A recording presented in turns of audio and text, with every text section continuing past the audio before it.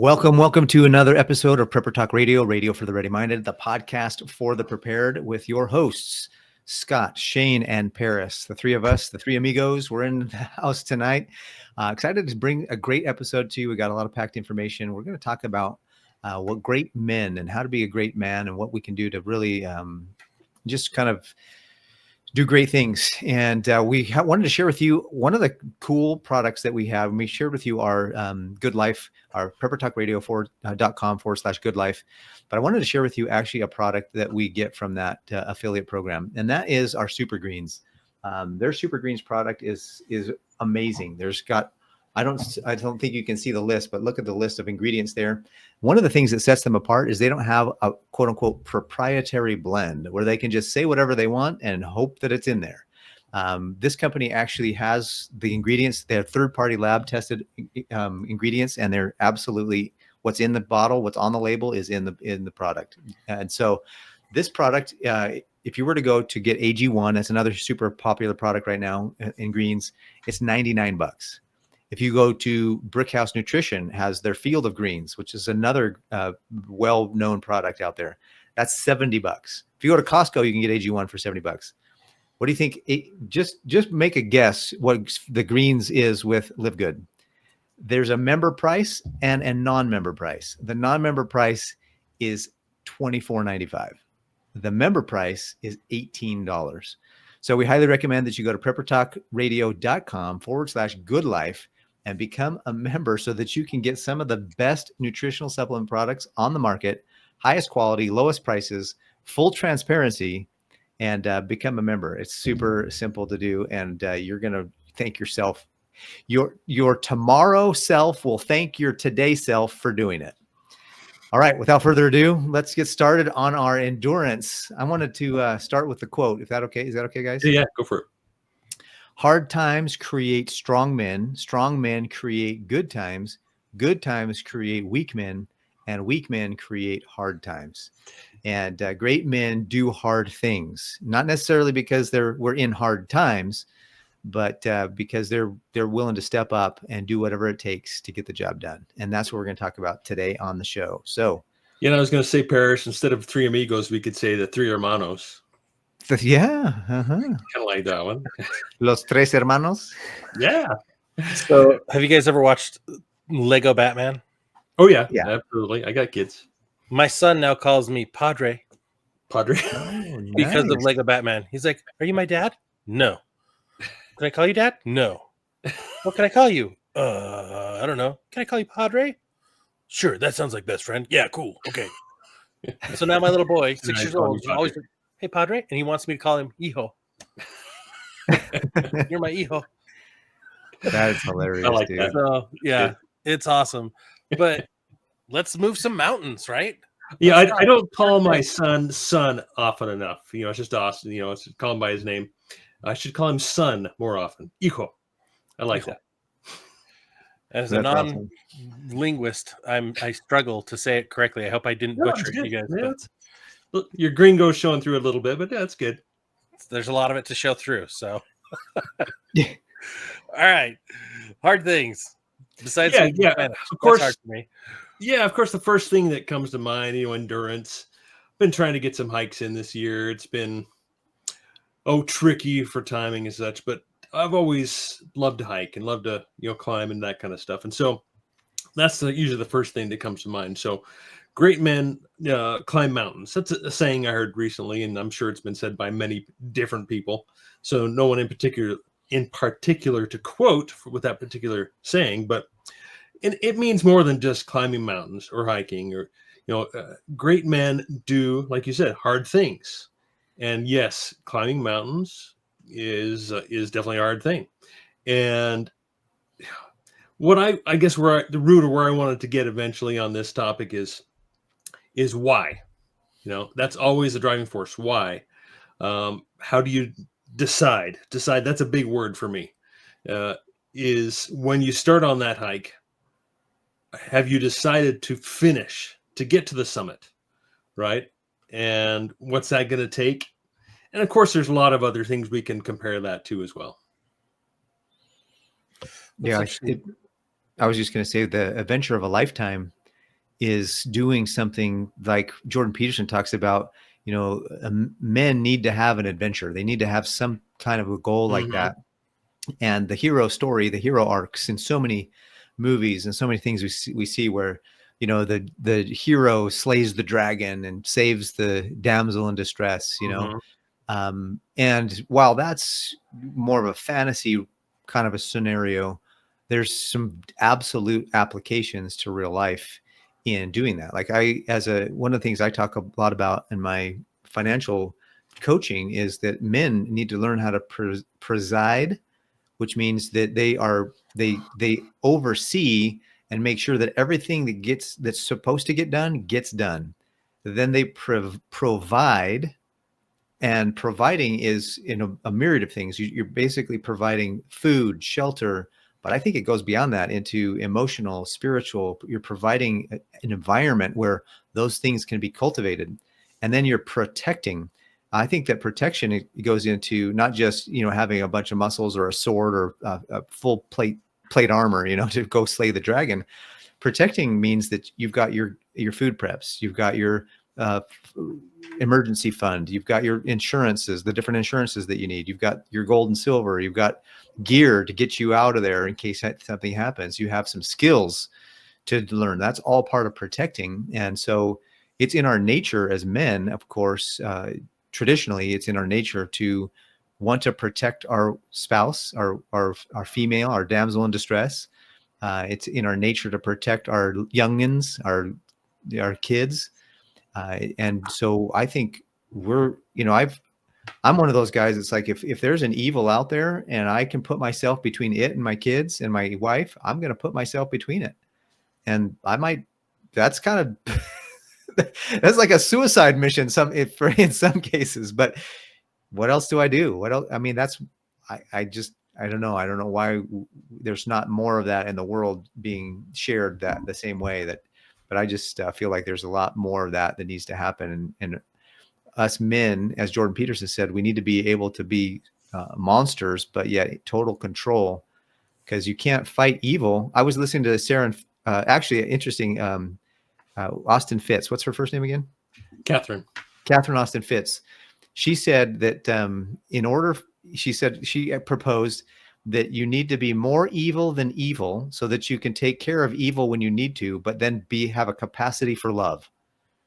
And I thought that was a weird way of putting it, because I don't want to be more evil than evil, but I want to definitely have the strength to fight evil and have the capacity for love. And so that was just a perspective that I heard today.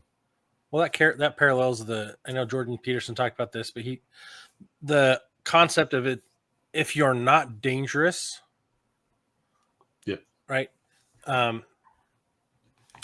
You're not, he described it as basically, if you're docile, if you're incapable of great danger, right?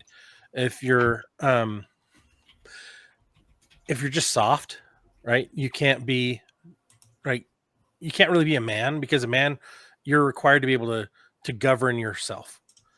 And I'm forgetting the words that he was used. Here's the quote. I just looked it up. A harmless man is not a good man. A good man is a very, very dangerous man who has that under voluntary control. Yes. Because there's no moral authority. If you don't have the capacity to do something, then you aren't being peaceful. If you don't have the capacity for violence, you're not actually a peacekeeper or a peacemaker. Mm-hmm. And like, to go like further with that, it's like, okay, what is it that it requires us to do to become a man? We don't have a rite of passage anymore, right? You think back 100 years, there was rites of passage in every culture worldwide. And many of them there still are, but like that rite of passage from boyhood to manhood is gone.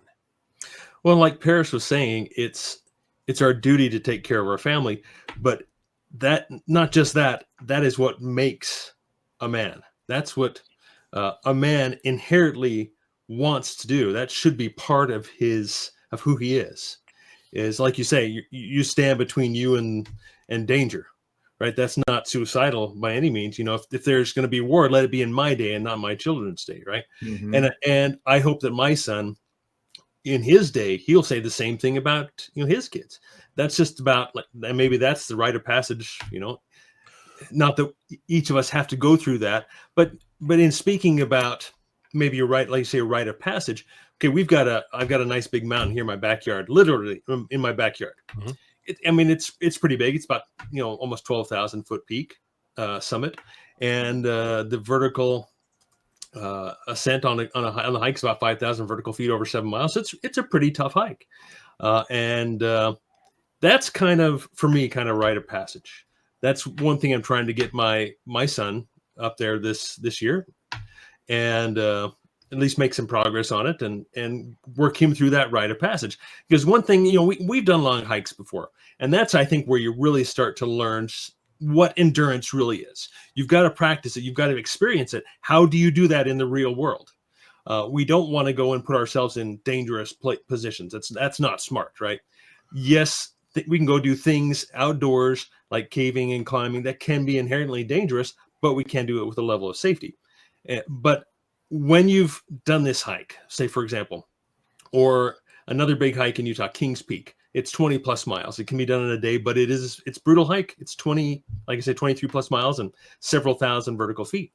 And you really learn endurance when, after you've come down off the summit, you push yourself to the summit, you decide you're going to make it there, you push it there, and then you have to get yourself down because nobody else is going to get your butt down off that mountain. Yeah. Or if you're in a cave and you're deep in a cave, you're the only one who's going to get yourself out of that cave. And that truly learning your physical endurance, because there are different types of endurance, and we can talk about that. But physical endurance is slogging along until you get your butt back to your vehicle, and you can drive home. And I'm sure many of you have experienced that. I'm preaching to the choir at this point, but that, I think, is how you begin to learn true endurance on the physical side. Of course, there's spiritual and mental endurance as well. And we kind of started this topic with the idea of endurance as it has to do with the apocalypse, right? That's where my mind goes every single day, right? Because I think negatively, right? We've already established that I'm a negative thinker. Well, there's not just the apocalypse; it's surviving the times right now. Yeah, right. Yeah, true. It's surviving, because honestly, like, I have not survived well the last 5 years. Well, it's survival, air quotes, more than thriving, right? Right, but it's let me clarify that. My health has deteriorated. Wow, I can't even say the word. Deteriorated, right? My mindset has deteriorated. My desire for improving those has maintained, but my ability to maintain, specifically the physicality, has been dampered due to injury, right? And I've let that harm my mind. I've let that weaken my mindset, my emotional toughness, my mental toughness, and I'm coming out of that finally. But I'm realizing, like, how damaging that has, just not just for me, for my wife, for my children, right? But I look around me and I'm like, there are so many people, young fathers, who have no toughness yet. They haven't gone through it. They're where I've been the last 5 years, struggling, and many of them giving up and disappearing. And that's the pandemic that the real pandemic is. We're losing ourselves, and instead of fighting through it, we're quitting. And so if you're out there, if you're listening and you're feeling like it's time to quit, do not connect with us. Let's talk to you. Let's help you get back in the seat and get motivated and driven again, because there's no one's going to come save you, right? But we can throw you a rope, and you can self assist, climb out, right? You can get out of the hole that you've gotten yourself into. My gratitude is that you both have been there when I've been in my lowest of lows, to help say, hey, dude, Scott, there's a rope. Here's a rope. I can't pull you out, but here's the rope, and here are the things you need to do, right? And it's more than just the physical toughness. I mean, there's the mental toughness, the foundational, this is where I stay, within my moral fiber, within my character, within who I am, right? Those foundational things, the grit, the discipline, the emotional regulation, all of those things come into play. And if we're not founded, if we're not creating a stronghold for ourselves all the time and maintaining it, the chink in our armor is what's going to be our downfall. Well, you have to do it alone, right? You have to do this alone, but you don't have to do it by yourself. Like this hiking example, going back, is those last few miles getting out are just terrible, and you know you have to do it yourself. Nobody's going to carry you. Yeah. And they can be brutal, absolutely brutal miles, and both mentally and physically as well. And we have to practice those types of things and get a taste of what that's going to be like when it really gets real. I think that it's as an example, my family several years ago, we hiked one of the famous hikes in Utah is Mount Timpanogos.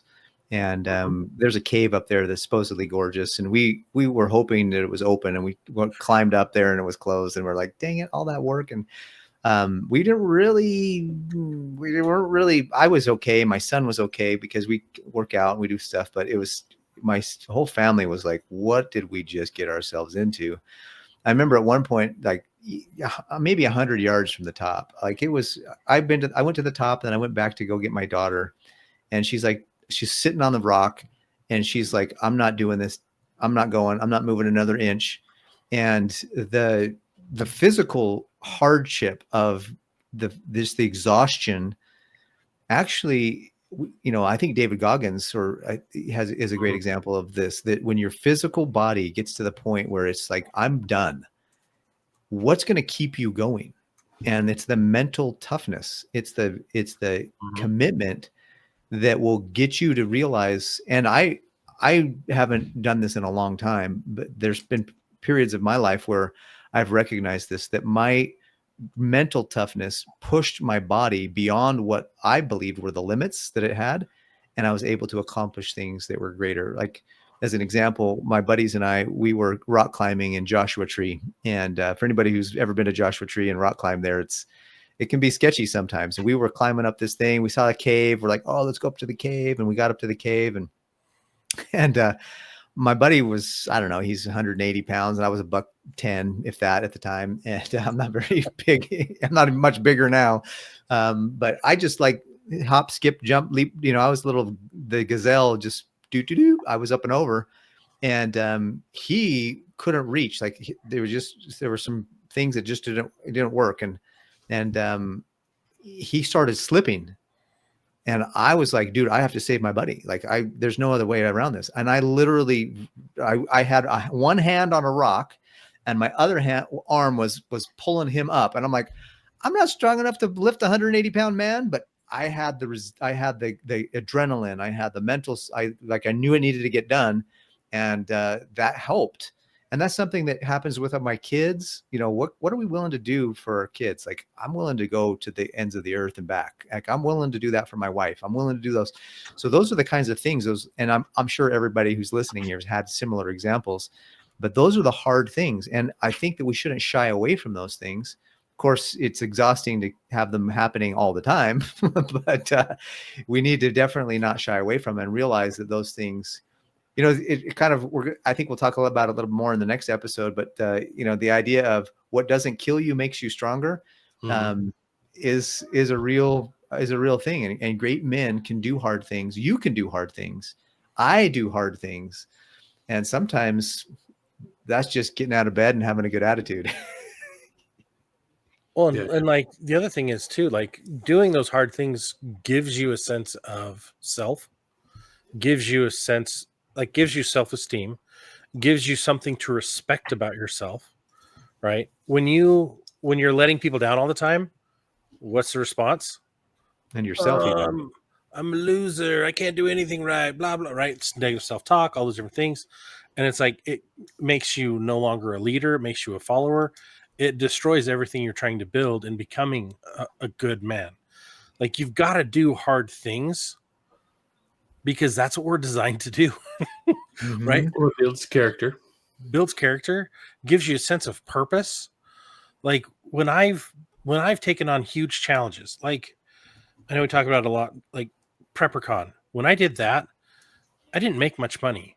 I spent a whole lot of time losing money building that thing, but it was a huge sense of purpose for me, right?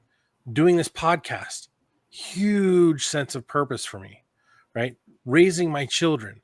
You guys can all relate to these things. It's like these things that are not easy, that require time, that require sacrifice, especially our children, gives us a sense of purpose.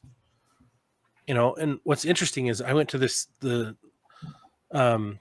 conference years ago. It was the World Congress on the Family. And one of the biggest indicators for success in a man's life, the first indicator for success, getting married. When a man gets married, that will actually increase his income more than a college degree, more than higher education of any kind, more than any certification. That's crazy. That's cool. The next largest factor in increasing a man's income, having kids. Children. Yep. Phenomenal. And this is global data. So it's like, you can see how valuable that is, because it's the tempering of the man while building up the man and him saying, I need to do better. Mm-hmm. I don't think we're designed to be selfish, honestly. I mean, it's really easy to be selfish. Don't get me wrong.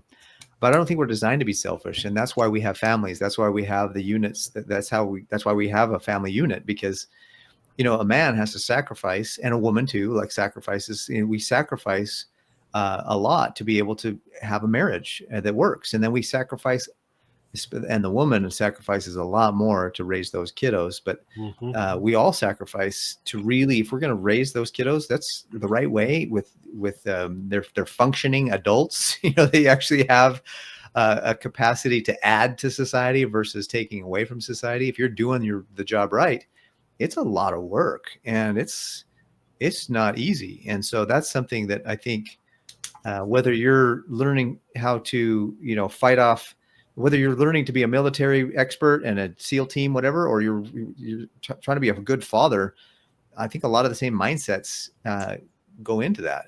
And you've got to be intentional and purposeful. And we're not built to just be, I think we can be selfish, but that's such a low vibration that you're really not going to be, you're probably going to live a life that's depressed and filled with anxiety. And once you start giving, you're going to realize that you have way more to give. And that's where you rise up to a higher vibration, and there's more fulfillment in that, for sure. Well, the world definitely wants us to be selfish, right? They're teaching us that we shouldn't be fathers, that we should do everything, look out for number one all the time. Always focus on yourself.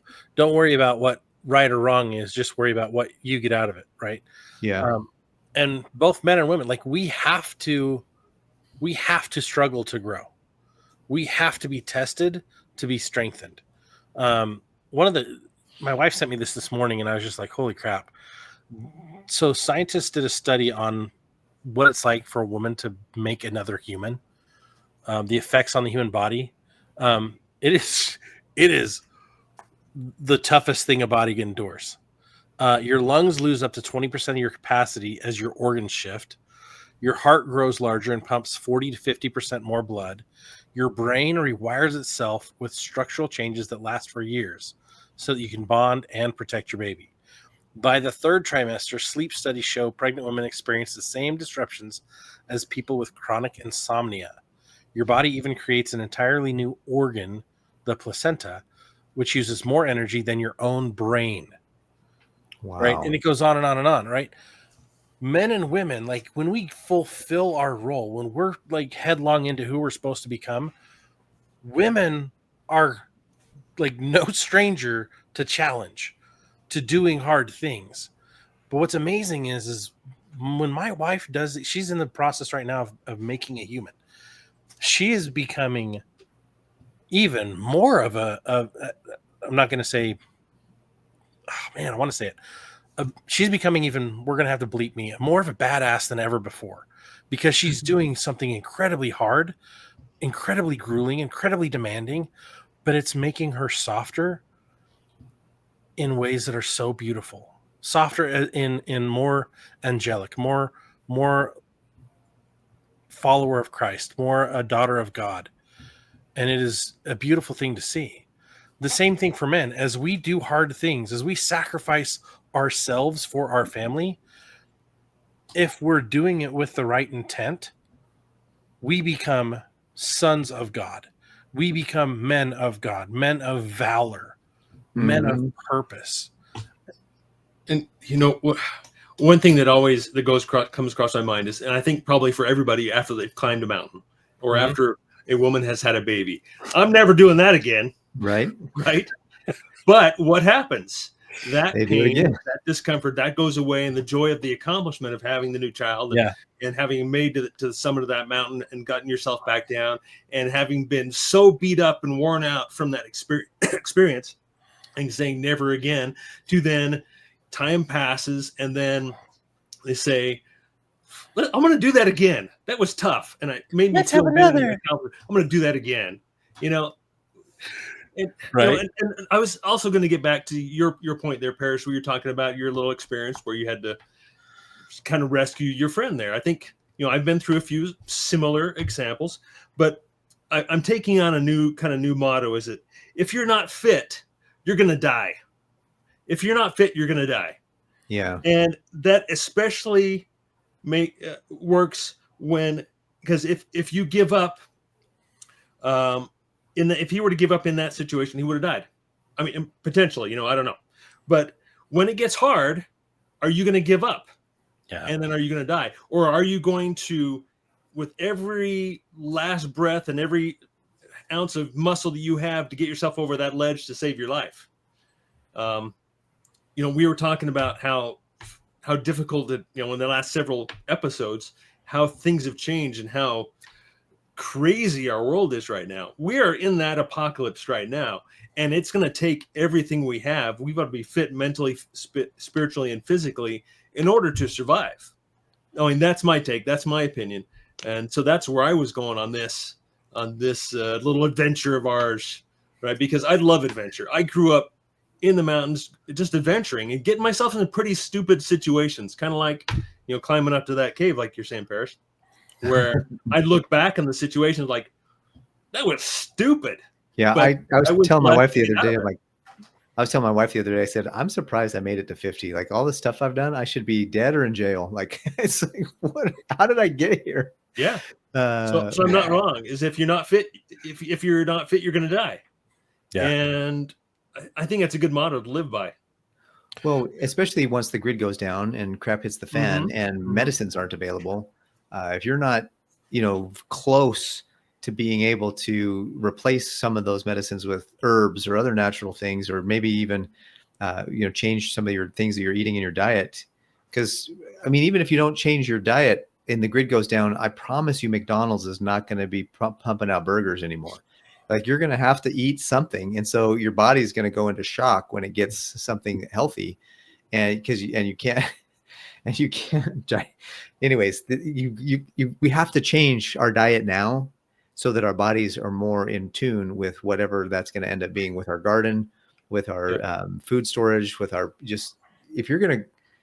there's just not fast food I've never watched a Mad Max movie where fast food was still available, or even Tremors, right? Is there any fast food in Tremors? Like, yeah, I think more than that, it's like you're going to have so many things shocking you all the time. You're going to be experiencing food fatigue for the first time. Like, we think we're like, oh, I've had the same thing for 3 days. This is the worst, right? When you've had the same thing for 3 months, talk to me, right? When you when you have no heat source but to go out and chop wood and saw wood and prep wood every day all summer long to be able to have enough just to survive the winter, then hard things, right? that'll get you in shape. Yeah. How do you react when you're fatigued and you're exhausted and you're burnt out? And, simple example is we've been talking about it, is just prepper burnout or prepping fatigue, right? We hear all the things that are going to happen. We hear people like us, you hear us talking about, oh, this is going to happen. You got to get ready, get prepared. You got to have, and you do that and nothing happens. And you keep, and it can be tiring, especially when you want to live a positive life, right? And not a negative, be negative like me all the time. But it's how you react under that fatigue, under that burn. Do you know how you're going to react? Again, going back to the hiking or any physical activity, right? Like your daughter was saying, Paris, I'm just going to sit here. You guys can go on. When you come down, I'll I'll go with you. But I'm sitting here. Are we sitting it out because it's getting tough, or are we getting tough? How does that saying is kind of coming to mind? When the going gets tough, the tough get going, right? I mean, there's something to be said for that, and that is mental. I mean, that of course it's physical. You've got to be able to perform, right? You got to be fit physically, but you got to be fit mentally as well. I totally agree. I think another thing I was going to share just flew out of my mind, and I have no idea what I was going to say. So I will all the time. I will remember in a minute, I hope. And yeah, you can tell we're all in our late 40s and early 50s, right? I haven't. Speaking of supplements, maybe I need to take some more ginkgo biloba. That's your memory. We're all in a different mindset before we even start this. Paris, you're working your financial job. I'm working my contracting job, and Scott's doing all his other stuff too with kids and work and such. So to flip that switch and just be in this mode is not always an easy thing to do, right? It's not. I think that's one of the other challenges we've got is like we're going to be doing that more and more in survival scenarios than we are now. You'll be flipping switches all day long and be like, nope, got to do this. Oh, this is priority now. Oh, the horse got out. The horse is running away. Oh, there's going to be so many. Oh, got to go process the chicken for dinner. Oh, we need this for tomorrow. Right. And it gets really, really, really physically busy. Go ahead. Yeah. Better let Paris. Well, I was going to add on to what Shane said earlier and kind of piggyback a little bit with what Scott just said. But I think that what do they say? When you squeeze an orange, you get orange juice. So when you get squeezed by the pressure of life, what comes out? And are you going to be angry and bitter, or are you going to be sweet and you're going to be kind? And so that takes practice. When I'm exhausted, when I'm tired and I'm hungry and I'm hangry, it's not always, I don't always present myself in the best light if I'm given another challenge on top of that. So I would say, I mean, don't sleep deprive yourself and starve yourself and go hangry. But I do think, honestly, I've been looking at the benefits of 3 to 5 day fasting. And I've been thinking, I've done 2 3-day fasts in my life. Dry fasts. Those are complete, like nothing, no consumption at all for 72 hours. Wow. But I hear that a lot of the new fasting techniques that are coming out are it's water and minerals that you can have, and certain things don't actually break the fast. So I'm looking at that. But the reset on your body is huge. Like after 3 days, your stem cells start to rejuvenate and start to come out. Like, it was funny. One guy was talking about, he's like, we got people out here paying thousands of dollars for stem cells. You can just get it for free if you just don't eat for 4 days. You know what I mean? So, but that's hard. Like who wants to not eat for 3 or 4 days or eat one meal a day? And your body can do it, but it's your mind. Ancestors, part. Yeah. That's how our ancestors did it. They would hunt every day. And then they got to the point where they were agricultural and they would grow their food. So they had a little bit more regularity. But imagine being back in the, days of the cave, the early, just the hunter gatherer phase. Those dudes, they hunted and gathered every day. And so I'm just saying that when you're squeezed by the pressure of life, what comes out of you? Is it anger? Is it frustration? Is it you beat the wife and kids? Or is it, you know what, I can control. I can stay in control. I might be a little on edge. And one of the things I do is I tell my kids, like, for example, my daughter was testing me the other night. And I told her, I said, I'm feeling triggered right now, just so that you know. And I don't want to go to mean dad. I want to stay kind dad. And so can you help me not fully get triggered? And when I give her the warning, she calms down, and then that helps me calm down. usually. So but it's hard in the moment to recognize, wait a minute, I'm getting triggered right now. I need to be in control. And that's what I do. I just call it out.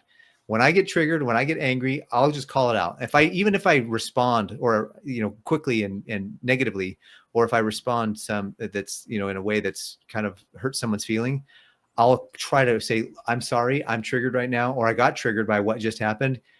Can you give me some grace as I work through it? I'll be okay. We'll be okay. Let's just work through it and get some grace going here, because I need it right now. And I think that's a huge thing. It takes practice. So if you're a person who gets triggered easily, work on that, because you're going to need it in the days to come. Yeah, I had some other thoughts, again, going back to the hiking analogy, because I think that's, where most of us can relate is, okay, so when you go hiking, what do you take with you, right? When we're prepping, what do we get? What kind of gear do we have to prepare, right? We've talked about that. There's plenty of things we could list. But so when you're going hiking, you got your backpack, you got a bottle of water, you got some snacks, you got some food, right? Your water filter. Hopefully you have a jacket in case it rains. Hopefully you have a flashlight in case you get caught out. Maybe you're carrying some hiking poles. But it's my goal. I take what I need with me, so I don't have any excuses that I have to turn back. Oh, it looks like it's going to rain. Well, I got a jacket. No turning back, right? Mm-hmm. Well, I'm running out of water. Well, I got a water filter with me, and I know where the stream is, and so no excuse to turn back, right? Get rid of those excuses by being prepared, both mentally and physically, right? We talk about, again, having our pantries and having our home water filters and backup power, all those types of things. It's easier to give up when you don't have those things. You're making excuses for yourself. But if you're prepared, then what excuses do you have? Well, I don't know how to do this. Well, get off your butt and figure out how to do it now before it's too late, or before you need it. Shane. Wow. Or figure it out in the moment, right? Mm-hmm. Because you've had those skills. You've learned how to figure things out. And then when it comes down, when the rubber hits the road, you can figure it out. That's excellent, Shane. I like that. It's easy to turn around and quit when you don't have the mindset to go forward and the gear to go with you, right? Yeah. That's such a good analogy. And then, like, there's so many times we just quit. It's like the diamond mine, right? The stories of the guys digging the gold mine or the diamond mine, right? And they just quit inches before, right? Yeah. Success. And the guy that gets success is the one who just didn't quit going forward. It reminds me of that adage, we'll do more for other people than we will for ourselves. And so to add to what you just said is that, when you have the responsibility for a wife or a husband or for children you're going to do more. You're going to have that. You're going to say, okay, I'm going to do this. Years ago, it was kind of funny. Years ago, I was hiking Yosemite, and if anybody's ever done the hike at Half Dome, it's gorgeous. It's amazing hike, especially if you take the route right by the waterfall where you get sprayed the whole time. It's a little sketchy, so be careful and make sure you got good shoes. But boy, is it worth it. Anyways, we got to the top of Half Dome, and the view was gorgeous, but we got there a little bit late. And I was in charge of a youth group that went there, young single adults, actually young adults. We were 18. We were college kids, and it was part of our church. Getting together and doing fun things together. And so we get to the top of this thing, and I'm like waiting for the last people to get there, because I'm the guy that put this thing on. I got to be there to wait for them. And it gets dark, and I didn't plan for that. And by the grace of God, though, it was a full moon. I'm like, the moon was bright enough I could see, I was good. And so what was funny is that as we were hiking back down, I got the last of the people came, and they got the chance to see right before the sunset.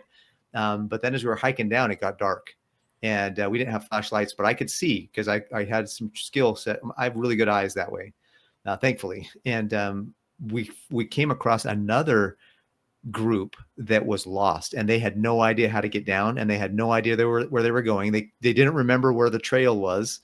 And they're like, hey, can you guys help us? I'm like, and they had flashlights.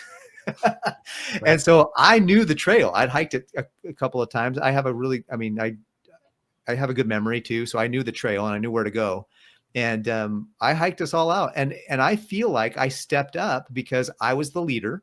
Yeah. I had the responsibility to make sure that everybody got down. The girl I was dating is currently my wife. And she says that a lot of the reason why she said yes was because of that trip where she learned and saw the kind of leader that I was and what I was willing to do. So that was kind of cool. Anyways, so, you know, guys, if you step up, sometimes the girls are looking. First in, last out. First in, last out. So we made it. We made it all the way down and drove everybody home. But it was one of those things where I stepped up because I was required. I had the challenge. And well, number one, we couldn't stay on the mountain, you know, because we had to get down. But I could have, you know, we could have I couldn't quit because I had to be the leader, and that's something that I think goes a long way as well. I think it's funny. We've all had experiences hiking mountains. I've been lost on mountains. I've navigated some tough terrain. But no matter what you're facing, it's going to be hard. So you might as well finish it. No matter what, finish the mission, finish the hike, finish living a thriving life. Don't just live to survive, live to thrive. It's so easy, especially in today's society, to back down or to quit or to give up on yourself. Now more than ever, we've got to persevere. We've got to stick through. We've got to make it work. And doing hard things consistently will make it easier for you to weather any storm. Yeah, you've got to put yourself under stress right now to figure out how you're going to react. And the question is, okay, what do you do when you're alone? And how do you react when it gets hard, whether you're alone or with others? With others, like you said, Paris, it's kind of easier to step up and take charge because for some reason, we will do more for others than we'll do for ourselves. But when true survival kicks in, and this isn't really about survival. I mean, I guess it could be, right? Because that's kind of the ultimate test of endurance is what will you do to survive? And maybe it is just for a split moment, like your friend potentially falling off the cliff. What will you do in that few seconds? Because it may only be a few seconds, but then it may be hours or even days that you have to endure something in order to survive in the most extreme case, or to reach a goal you're trying to get to, right? That endurance just to get through to some goal, you know, it could be really anything. A financial goal, trying to get to the end of the year because you need to get something done. But that's endurance as well. And we haven't really talked about spiritual endurance much either. I mean, that's where faith comes in. And that's probably, for at least for some people, maybe one of the harder things. I mean, being have mental endurance, that's very difficult too, because that takes practice. But then so does spiritual endurance, and it takes knowledge, and it takes experience and wisdom as well. I think one of the things that I want to share about spiritual endurance is that when you have access to righteousness, access to light, access to angelic, you know, God, the God source, when you have access to that, He will share with you. Because there's some things in life where I'm going full bore. I'm like, I'm a man. I'm going to do this. I'm going to endure through this. And God's like, that's not part of what I want you to do. And so you have to have the discern. Some things we do need to quit. You know what I mean? Mm-hmm. It's way less often. To Scott's point, it's way less often than. But there are some times in life where you're like, you know what? You're headed down the wrong road, bro, and you need to turn around and you need to go back down a different road. And I think spiritually, if you have access to those discerning capacities and to righteousness, God will reveal to you and say, hey, look, these are things you should not quit. These are things you should, because there's some things we should all quit. And not to skip or change lanes too quickly, but I just love reading stories of survival, like Viktor Frankl, Man's Search for Meaning, like guys like that have gone through, you know, POW war camps. I even some of my greatest heroes are people they're older people in my church or older people that I know that survived cancer or that have survived some major familial event. Like one of my aunt married a man who was driving. He was driving to church, and he got hit by a car, and his whole family died but him. And like to come away from that as with a positive, with a resilient. I mean, just the guy. When I talk to him, he's just this kindest, sweetest man. And he's gone through some of what I would consider life's most challenging things. And so even people who've gone through horrible abuse in whether it's physical or emotional abuse, like people who come out of that with a purer heart or a kinder heart, it's like, you're my hero. Mm-hmm. Yeah. Well, we're about 5 minutes to the hour, guys. Any last minute thoughts? No, I think I said my piece. Actually, I got one. Go, Scott. We were all Boy Scouts back before Boy Scouts were Lame. destroyed. But remember the oath. On my honor, Yeah. I will do my best to do my duty to God and my country, to obey the Scout law and to help other people at all times, and to keep myself physically strong, mentally awake, and morally straight. Yeah, I've always liked that. The final three parts to that is the status of what we need to be working on the most. Our physicality, our mental acuity, our strength, and then our moral compass, right? To me, that aligns with faith. Yep. Without that, what are we? We're a two-legged tripod that's just going to keep falling over. You want strength, you need to have 3 legs in the dirt. You need to be solid. You need a foundation. That's my final thought. I love it.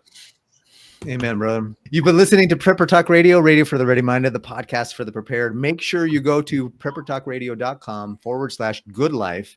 Check out our super greens. If you want to have better health, there's so many things. I can't even get into, I don't even know them all myself, quite frankly, but there's a lot of really good reasons why we all need to be taking some super greens and have this. And you might as well, if you're going to take greens, you might as well have the highest quality at the lowest price with full transparency. Go to preppertalkradio.com/good life and become a member. Frankly, become an affiliate. And then you can actually save money and make money.